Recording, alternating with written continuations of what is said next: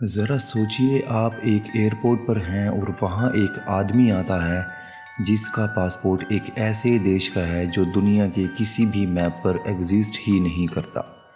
उसके डॉक्यूमेंट्स और स्टैम्प्स बिल्कुल जेन्युइन हैं और वो कॉन्फिडेंटली कहता है उसका देश हज़ारों साल पुराना है।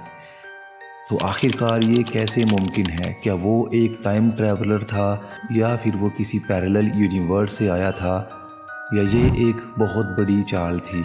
आज की कहानी है द मैन फ्रॉम टोरंटो की एक अनसॉल्व्ड मिस्ट्री जो आपको हैरान कर देगी।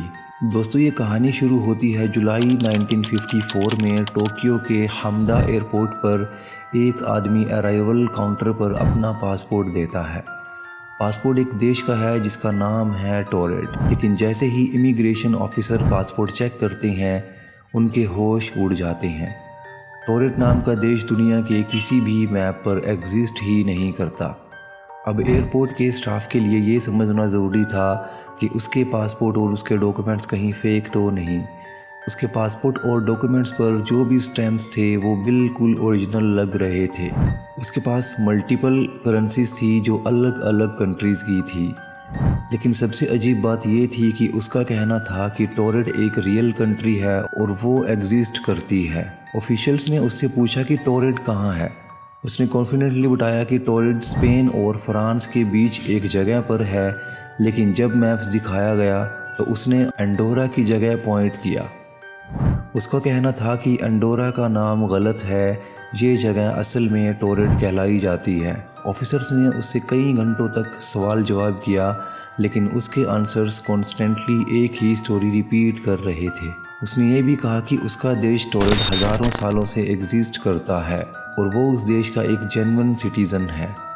वो फ्रस्ट्रेटेड लग रहा था, जैसे वो खुद समझ नहीं पा रहा था कि उसका देश इस दुनिया के मैप से आखिर कहाँ गायब हो गया। अब तक ऑफिशियल्स को समझ नहीं आया कि ये आदमी सच बोल रहा है या कोई फ्रॉड है।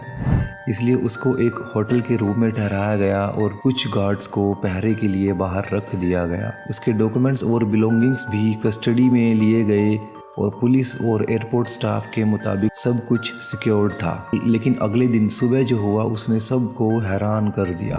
वो आदमी होटल के रूम से गायब हो चुका था। गार्ड्स ने कहा कि रूम लॉक था और ना ही कोई रूम से बाहर आया और ना ही कोई रूम के अंदर गया। उसके साथ उसके सारे बिलोंगिंग्स भी गायब हो चुके थे, जैसे वो आदमी कभी था ही नहीं। तो सवाल ये उठता है कि वो आदमी आखिर कौन था? कुछ लोग मानते हैं कि वो एक टाइम ट्रैवलर था जो गलती से हमारे टाइम पीरियड में आ गया था, लेकिन कुछ लोग इस थ्योरी को गलत मानते हैं। एक और पॉपुलर थ्योरी ये कहती है कि वो किसी पैरेलल यूनिवर्स से आया था जहां टोरंटो एक रियल कंट्री है। अगर हम बात करें तीसरी थ्योरी की, तो कुछ लोग ये भी मानते हैं कि ये एक अर्बन लेजेंड या मिस रिपोर्टेड कहानी थी जो टाइम के साथ एग्जीग्रेट हो गई थी। लेकिन ये थ्योरीज आज तक कंफर्म नहीं हो पाई हैं, क्योंकि जो भी एविडेंसेस थे वो उस आदमी के साथ गायब हो चुके थे। आज तक द मैन फ्रॉम टोरंटो एक अनसॉल्व्ड मिस्ट्री है जो हिस्टोरियंस और कॉन्स्पिरेसी थ्योरीज को कंफ्यूज करता है।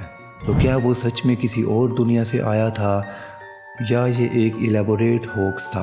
आपका क्या मानना है? क्या हमारे आसपास ऐसी और मिस्ट्रीज एग्जिस्ट करती हैं? अगर ये कहानी आपको इंटरेस्टिंग लगी तो लाइक करना ना भूलें और हमारे चैनल द हिस्ट्री टीवी को सब्सक्राइब करें और अपनी थ्योरीज हमें कमेंट करके ज़रूर बताएं। और अगली बार और भी अमेजिंग मिस्टीरियस वीडियोस के लिए हमसे जुड़े रहें। तब तक के लिए देखते रहिए द हिस्ट्री टीवी।